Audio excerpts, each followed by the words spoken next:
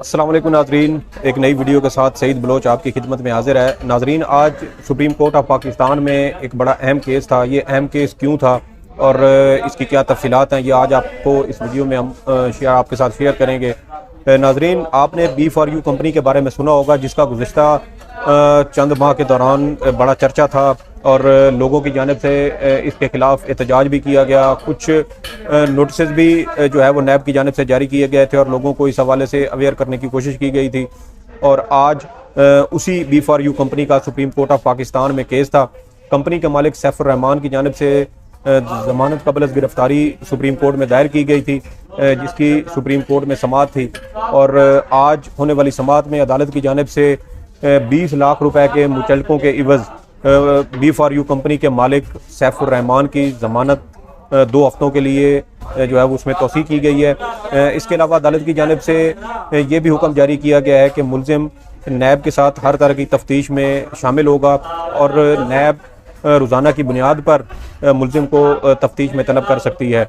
इसके अलावा अदालत की जानिब से नैब से ये रिपोर्ट भी तलब की गई है कि गुज़श्ता समाअत पर जब मुल्ज़िम अदालत में पेश हुआ था तो नैब एहलकारों की जानिब से उनको गिरफ़्तार किया गया था और गिरफ़्तार करके उनको अदालत में पेश किया गया था, जिस पर अदालत की जानिब से बरहमी का इजहार किया गया था। और नैब के जो एहलकार थे उनको 1-1 लाख रुपए ज़र ज़मानत जमा करवाने का हुक्म दिया था। कल हमने देखा कि नैब एहलकारों की जानिब से सुप्रीम कोर्ट ऑफ पाकिस्तान में वो ज़र ज़मानत भी जमा करवाया गया। और आज जब नैब के जो प्रोसिक्यूटर थे और DG नैब रावलपिंडी जब आज सुप्रीम कोर्ट में समाअत के मौका पर पेश हुए तो उनकी जानिब से अदालत से माफ़ी भी मांगी गई, जबकि अदालत की जानिब से उनसे जो इंतज़ामी और इनफरादी स्ट्रक्चरल जो रिफॉर्म्स हैं जो उसमें तरमीम करने का अदालत की जानिब से हुक्म दिया गया है, उस हवाले से भी आइंदा 2 हफ्तों में उनसे रिपोर्ट तलब की है। आज जब समाअत का आगाज़ हुआ तो DG नैब रावलपिंडी इरफान नईम मंगी सुप्रीम कोर्ट ऑफ पाकिस्तान में पेश हुए। अदालत की जानिब से गुज़श्ता समाअत पर उनको नोटिस जारी किया गया था और ज़ाती हैसियत में तलब किया गया था। आज वो ज़ाती हैसियत में सुप्रीम कोर्ट ऑफ पाकिस्तान में पेश हुए। ये इरफान नईम मंगी वही हैं जो पनामा स्कैंडल में JIT जो सुप्रीम कोर्ट की जानिब से बनाई गई थी, ये उसके मेंबर भी थे। JIT की जानिब से जो भी तहकीकात की गई और उसमें भी इनकी इनपुट शामिल थी।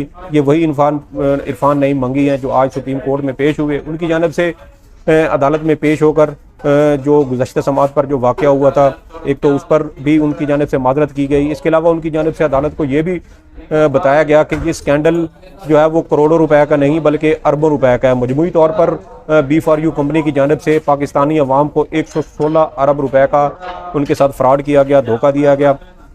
और इसके अलावा उनकी जानिब से अदालत को ये भी कहा गया कि मुल्ज़िम की 4 बीवियाँ हैं और मलेशिया में मौजूद मुल्ज़िम की बीवी रुबीना सैफ इस तमाम फ्रॉड की, इस तमाम धोखाधड़ी की मास्टरमाइंड है। और मुल्ज़िम की जानिब से पाकिस्तानी अवाम से लूटे गए तमाम जो पैसे थे वो मलेशिया उनकी बीवी के पास जो है वो भेजे गए थे।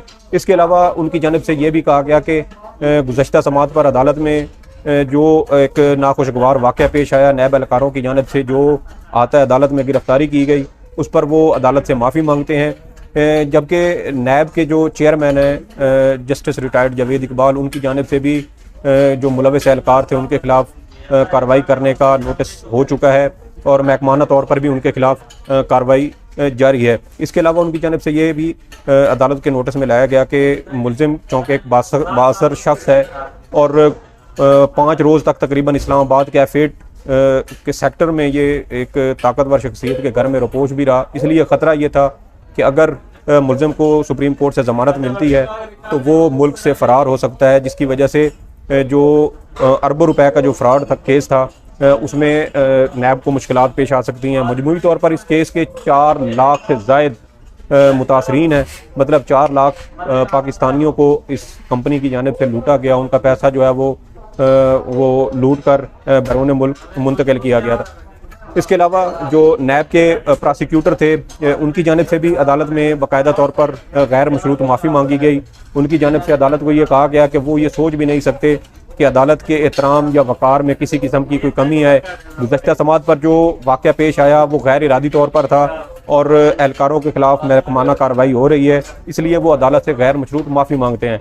जबकि अदालत की जानिब से उनकी जो गैर मशरूत माफ़ी थी उसको अदालत ने इस समाअत पर मुस्तरद कर दिया है और इस हवाले से अदालत ने उनसे एक रिपोर्ट तलब की है कि 14 रोज़ के अंदर वो एक इनफरादी और जो इंतज़ामी स्ट्रक्चरल तब्दीलियाँ हैं उस हवाले से अदालत में एक रिपोर्ट पेश करें कि आइंदा इस तरह का वाक़या जो है वो रूनुमा ना हो। इसके अलावा अदालत की जानिब से जो वकील थे मुल्ज़िम के सरदार लतीफ़ खोसा, उनकी जानिब से एक गुज़श्ता वाक़े पर भी अदालत को जो है वो बताया गया। अदालत को आगाह करते हुए उनकी जानिब से ये कहना था कि नैब के एक अफसर हैं आसिम शहजाद, जब गुज़श्ता समात पर वो कमरा अदालत से बाहर निकले तो एक साफ़ी ने उनसे सवाल किया कि आपको इस तरह गिरफ्तारी नहीं करनी चाहिए थी, जिस पर उनकी जानिब से बड़ी रौनक के साथ ये कहा गया कि वो दोबारा मुल्ज़मान को यहाँ सुप्रीम कोर्ट से गिरफ़्तार करेंगे और सुप्रीम कोर्ट कौन होती है जो उनको गिरफ़्तार कर सके। इस हवाले से कुछ जो मीडिया न्यूज़ चैनल्स थे उनके ऊपर भी इस हवाले से ख़बर चली। इसके अलावा नवाए वक्त के अंदर इस खबर को रिपोर्ट किया गया तो उसका भी जो तराशा था वो सुप्रीम कोर्ट ऑफ पाकिस्तान में पेश किया गया। उनकी जानिब से अदालत उज़्मा से ये इस्तदा की गई कि नैब का ये रवैया नाकाबिले बर्दाश्त है, ये सुप्रीम कोर्ट पर हमले के मुतरादिफ है, क्योंकि अगर सुप्रीम कोर्ट में उन पर या उनके मौक़िल पर हमला होता है तो ये सुप्रीम कोर्ट पर हमले के मुतरादिफ है। जिस पर जो बेंच के सरबराह थे कायम मकाम chief justice of Pakistan justice Umar Ata Bandial, उनकी जानिब से ये कहा गया कि ये सुप्रीम कोर्ट पर हमला नहीं है, आप इसमें सुप्रीम कोर्ट को मुलव्विस ना करें। इसके अलावा अदालत उज़्मा ने आज होने वाली समाअत में जो नैब के जो अफसरान थे उनसे आइंदा 14 रोज़ बाद इस केस की चूँकि दोबारा समाअत होगी तो अदालत की जानिब से 2 हफ्तों में उनसे ये एक तो पेशरफ्त रिपोर्ट तलब की गई है। इसके अलावा मुल्ज़िम को ये हिदायत की गई है कि वो मुकम्मल तौर पर इस तफ्तीश में जो नैब की जानिब से की जा रही है उसमें शामिल हों। अगर मुल्ज़िम इस तमाम कार्रवाई में या इन्वेस्टिगेशन में जो उनके खिलाफ चल रही है उसमें ताउन नहीं करता तो नैब 2 हफ्तों के बाद सुप्रीम कोर्ट को इस हवाले से आगाह करे।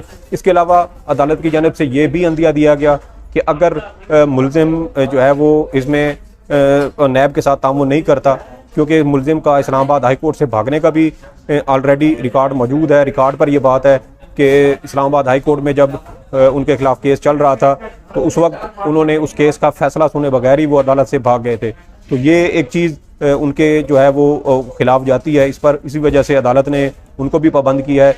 जबकि नैब के जो वकील थे उनकी जानिब से अदालत से ये भी इस्तदा की गई कि मुल्ज़िम का नाम ECL में डाला जाए, क्योंकि मुमकिन तौर पर मुल्ज़िम मुल्क से फ़रार हो सकता है। जिस पर जो मुल्ज़िम के वकील थे सरदार लतीफ़ खोसा, उनकी जानिब से अदालत के नोटिस में ये बात लाई गई कि मुल्ज़िम का नाम पहले से ही ECL में शामिल है, और जिस पर जो नैब के प्रोसिक्यूटर थे उनकी जानिब से DG नैब इरफान नईम मंगी से भी इस हवाले से तस्दीक की गई तो उन्होंने भी इस बात की तस्दीक की कि मुल्ज़िम का नाम पहले से ही ECL में शामिल है।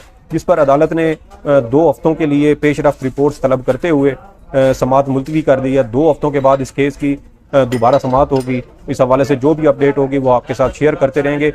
समाअत का जब इख्तिताम हुआ और मुल्ज़िम सैफुर रहमान जब कमरा अदालत से आता है, अदालत से बाहर जाने लगे, तो एक साफ़ी ने उनसे सवाल किया कि क्या वो नैब की तफ्तीश में शामिल होंगे और ताउन करेंगे, जिस पर उनकी जानिब से जवाब दिया गया कि वो नैब की तफ्तीश में शामिल भी होंगे और ताउन भी करेंगे।